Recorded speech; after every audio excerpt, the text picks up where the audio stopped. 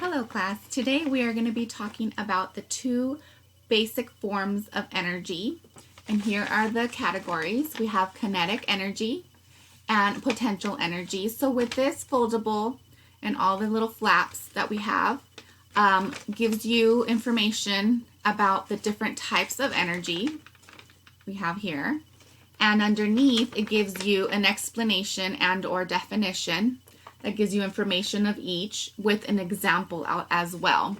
So you can use this as a study guide, so you can learn the different types and with it the different examples. Here I have put little pictures of each one so you can see a visual of each name for the different energy types.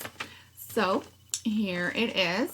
For example, we have electrical energy, and it is the movement of electrons.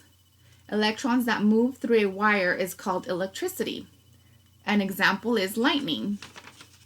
So for each here, you can see the picture with the name, and then you flip it open and it gives you some information about it with an example. So this is going to help you study and learn the different types of energy. Thank you.